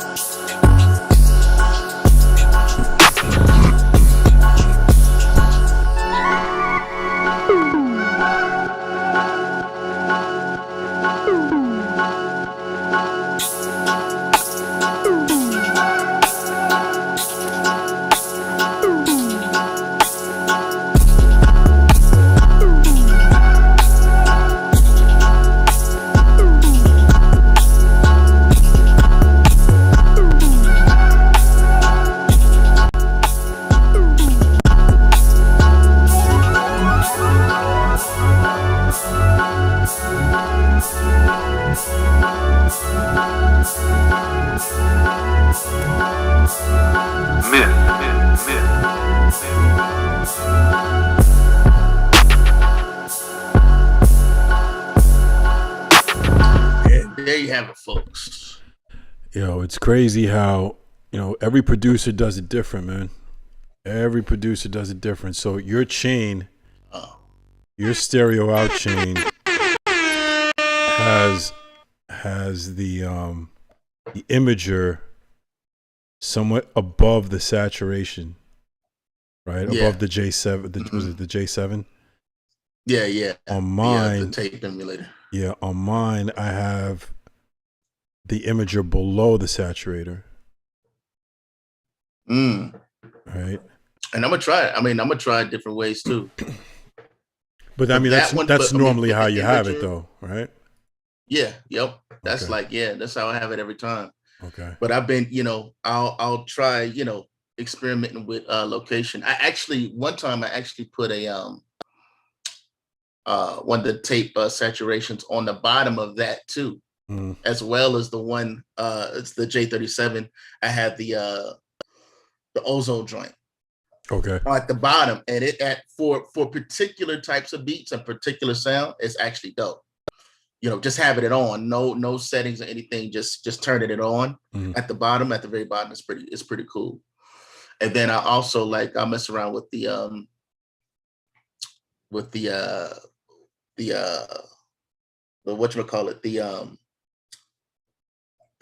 what's the one? The IK multimedia. The Clipper? Yeah, the Clipper. I'll mess with the Clipper. I mess with that. I mess with the input on the Clipper. Yeah, I used to give it just different sounds. I used to do it the way you're doing it, which is just feed the composition directly into the Clipper and the limiter. I don't know why I stopped doing it. I guess because for a lot of the beats that I was making that I wanted to slap, if I put the limiter on, it wasn't slapping as hard as if I did it with just the Clipper. So I kind of stopped doing that. Right, yeah. I guess it's kind of situational. But what I am going to start doing, I mean, I don't think there isn't a plugin that emulates the J7, right? That gives it the analog field. Well, the isotope stock tape, yeah. That's isotope. But isotope isn't stock. I'm talking about a stock plugin. Oh, okay. Oh, no. No. Let's see. Are we lacking that? Let's see. Hold on. Let me see. I know. I was like, now I gotta go look. Wouldn't the Fat Effects do it? A combination of the saturation and maybe the is it the bass enhancer? Is it the bass enhancer? The sub bass. They do have the sub bass and the cider and the specialized. Because the J7 is not using the saturation to make the mix louder. It's just to give it more of an analog sound, right? Right. And the analog fuller sound. A fuller sound. But they do have settings on there that does make it louder. They have master settings on there too, and there's certain settings that I use depending on the type of composition. Like for instance, I'll share a screen again.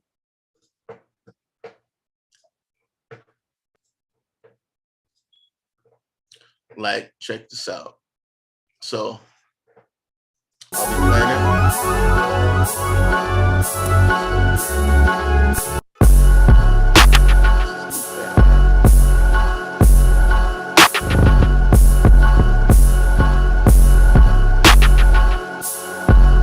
This is hard.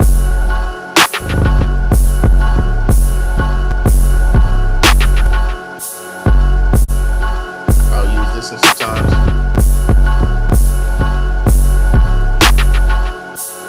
That's actually not bad. I'll use this one sometimes as well.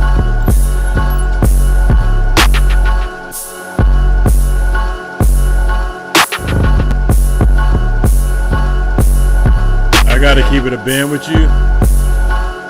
I don't hear a difference.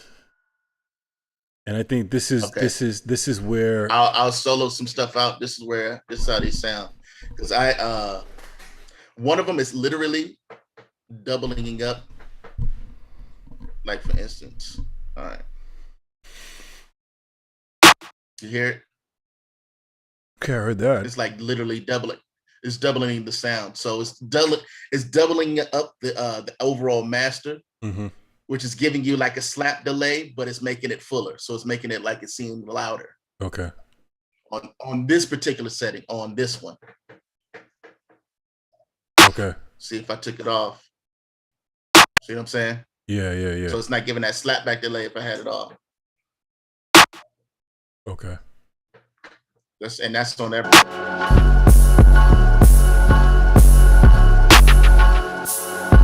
If I turned it off,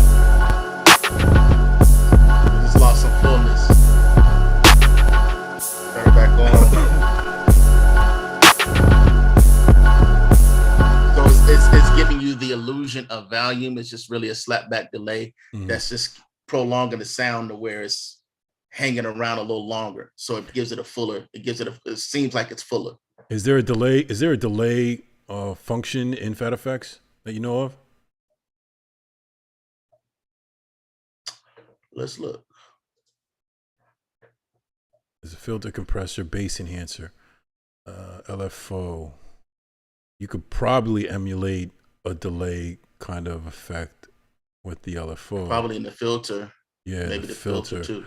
I would want to emulate. I would want to create. I'm damn sure not going to do it, and not now, if anything. Oh no, you're gonna do it now that you mentioned it.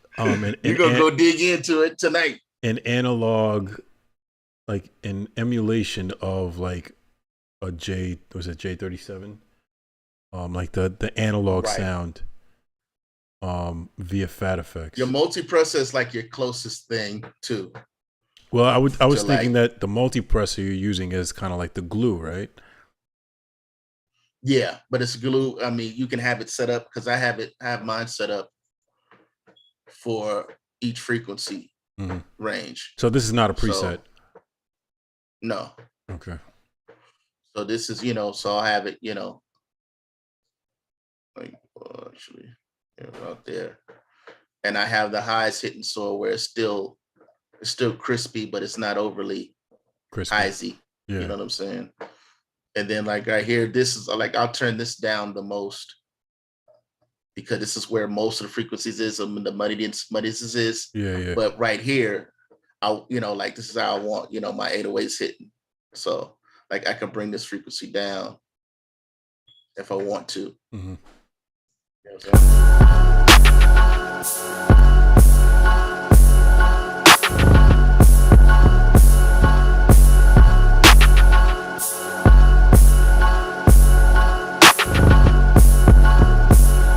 Let me hear it without the multipressor.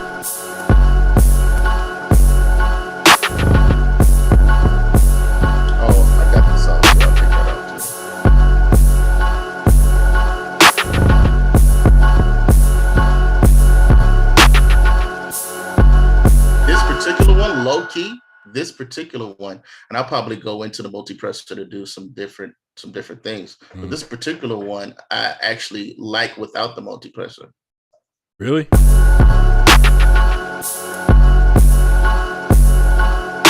high end. That's why I need to go back into it and do some minor tweaking. I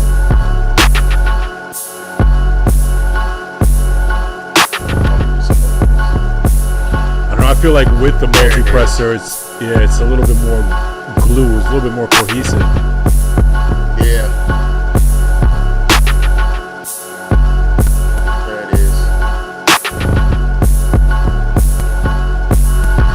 The high end of that clap, the hit lower, so we good now. So you're putting the multipressor in between the clipper and the limiter. Yeah.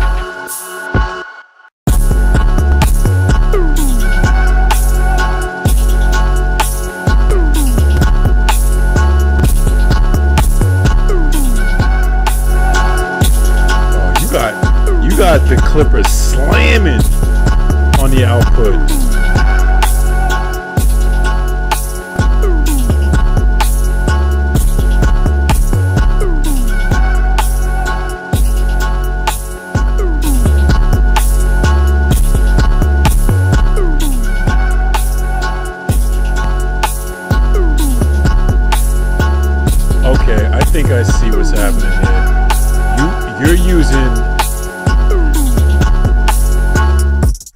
you're using the limiter to keep the clipper at bay? Because look at the output you got cranked damn near to the ceiling. Do me a favor. Yeah, usually see. Now this is where I usually have it. Uh-huh.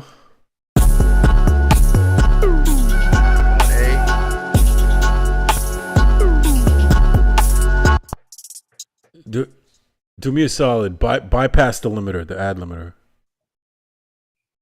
and then play the track.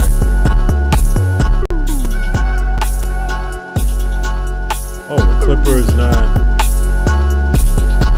I would think it would go past 0. I guess not.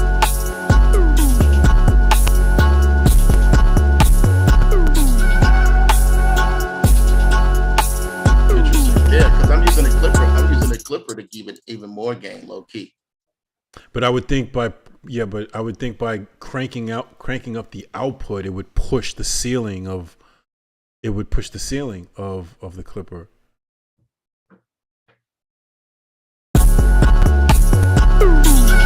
It is now. Where I had it. Oh, you were still below 0, right? On the output. Yep. Oh, that's why. Okay. Yep, I'm at negative. I haven't hit it at negative. That's like gotcha. There, like if the input, if I crank that up, it's gonna sound trash. Yeah.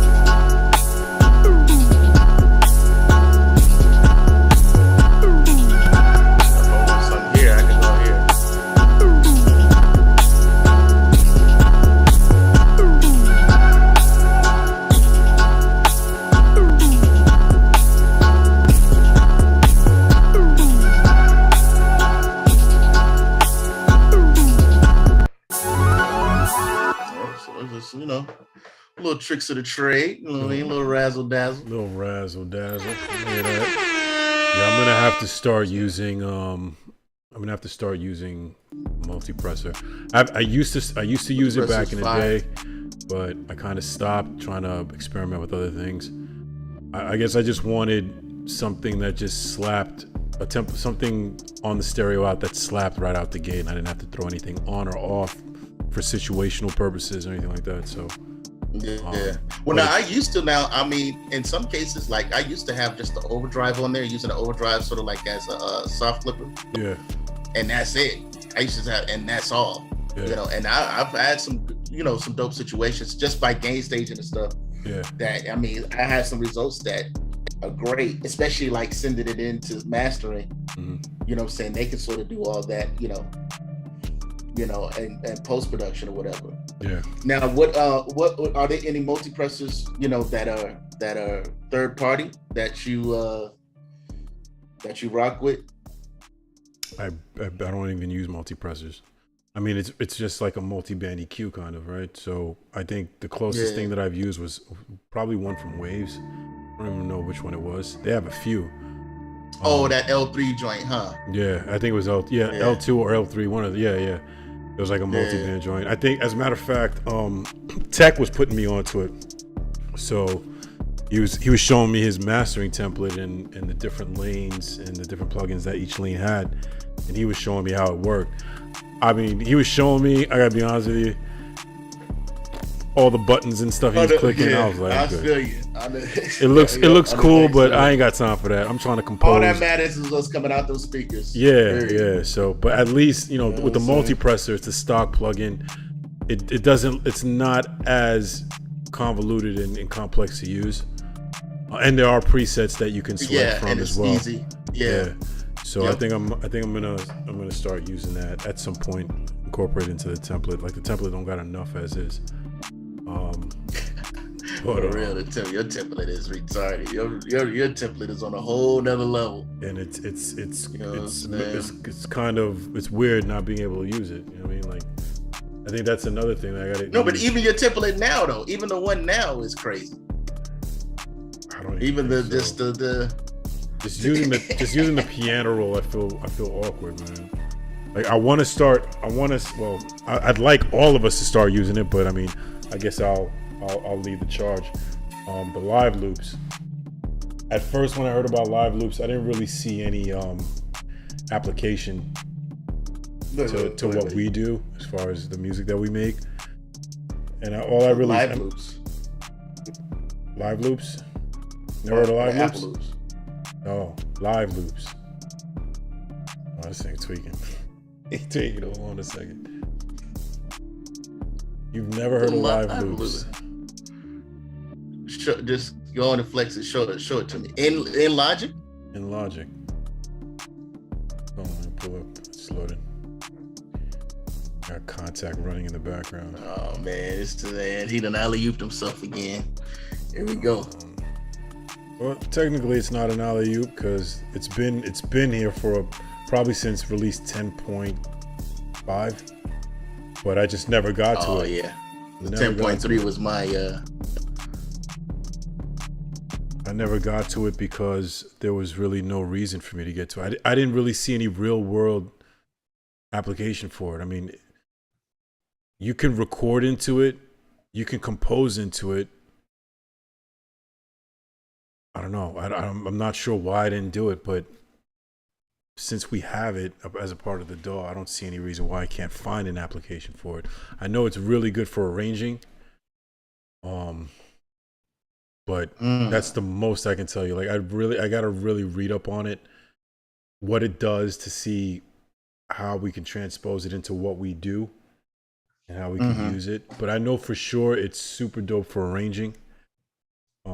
It makes arranging super easy because you can explore ideas without destroying the composition. So I guess we can use this project as an example.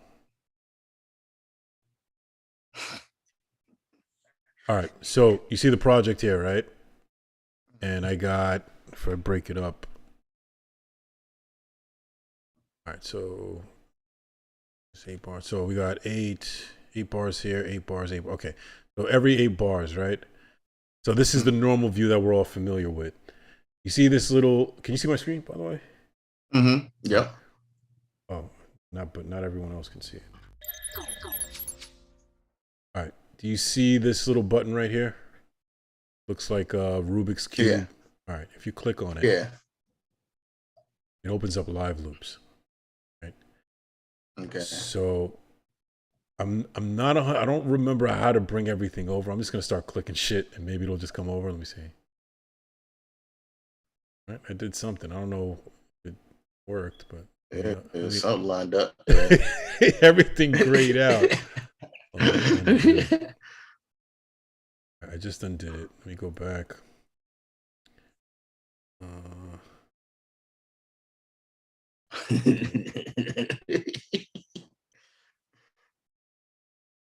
There should be a way to bring all this over.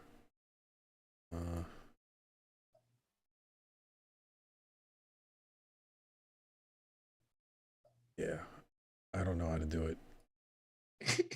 Just live loops. What? I had never even Let me see if thought to go into that. So you've seen it, you just didn't know what it was. No, I haven't seen it. Okay. I mean, I've seen that button, but I've never went into live loops or anything. Yeah, it should allow. So what do you? I mean, it's sort of like, so it's like it basically loops what you've created and throws it into like a step sequencer. That's what it looks like. Something like that. Let me the step sequencer for your melodies, for everything. Yeah, I mean, that's a good way to put it. All right, let me let's do software actually. Let's do Alchemy. This will be real quick. Oh yeah, you got the flex. You went This straight is to listen. alchemy. This is just as new to me as it is to you. All right, so click on live loops and record on record. Oh, so it puts a section and on a pad. That's what I'm guessing now. It puts a section of your composition. It probably puts a section of your composition, like an 8-bar section of your composition, on the pad, so you can sort of arrange the pad. Yeah. Okay. Yeah. Let me. So yeah, I'm gonna grab. Let me grab. that's dope. Actually, this is dope. This is dope because it's basically doing the Ableton Live, the Ableton Push Live. What's Ableton Push? And the Ableton Live, to where you can have your sort of like your arrangement of your songs or whatever. If you want them on pads, and you can put your arrangement of your song a section. You could probably apply a section, an 8-bar section or a 16-bar section to a pad of your composition. I think that's and you could probably play it. Yeah. That's hard. That's good to know. That's definitely gonna be helpful in some of the live sessions the live sessions and everything that I have. That's dope. So this is what I just dragged in from Apple Loops, right? Yeah.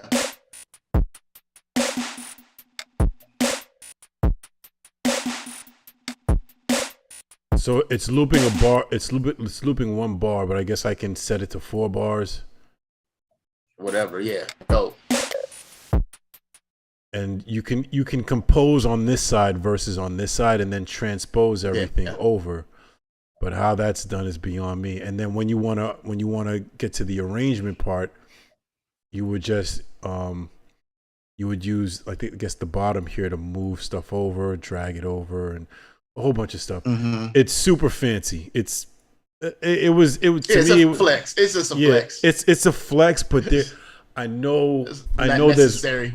I know there's more to it than what I've read about and what I've seen in tutorials. There just wasn't enough there at the time for me to really stop what I was doing and mess around with it. And I'd be open. Yeah, they probably have it to where you can apply this to your your iPad and have it right there, as a like a push, sure. Like a little MP or whatever. For sure. But that's dope though. I'd be opening up a whole nother can of worms that I'm not prepared for. So no, that one I might dabble. I might dabble because it looks like it'd be really dope for live shows and stuff. Yeah. So that's hard. So okay. I would say live loops and Dolby Atmos are the last 2 things that I would probably be exploring in Apple. I mean, of course, they're going to put out new stuff all the time, but those are the last 2 big things that I really, really want to explore after I'm done with Alchemy, because I feel like there's a workflow benefit with live loops that I'm just not seeing yet. Definitely. And once I crack that code, it's a dub. You know what I'm saying? Yeah, I definitely can see this being beneficial to live performances. Yeah, for sure. So, for sure. And the Dolby Atmos. All right, Apple. All right, you know what I mean? The superior DAW. Let's go. And Dolby Atmos been out for a minute. I still haven't touched it. I think because I'm just a little nervous because one, I don't have any Apple anything as far as earbuds or anything, and they only work with Apple. So you either need earbuds or the Apple headphones to get them to work. But on top of that, just the whole interface on how to get the Dolby Atmos to work and get all the sounds moving, it's a little too intimidating for me. And it's one of those the playback, like everybody has to have Atmos playback, 3D playback in order to even know what it's doing.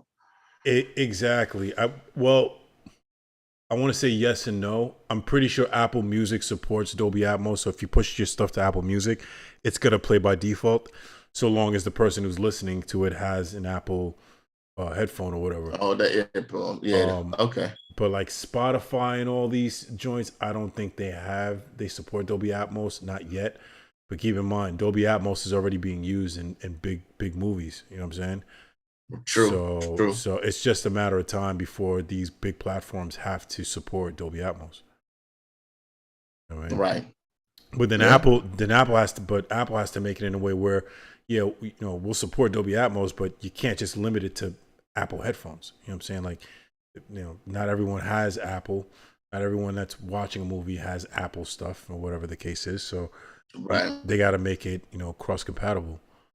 So I mean, that's an Apple problem at that point. But yeah, those are the two things I'm looking forward to exploring, but I'm not ready to even touch because I'm one of those people. Once I start it, I gotta finish it, and if that means yeah. So I'm not even gonna bother. Like I got my hands full with alchemy right now. So, but yeah, man. I hear you. Dope beat, my boy.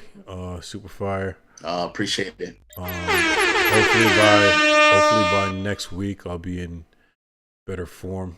This is what happens when you don't cook up every day. You start cooking up like a noob.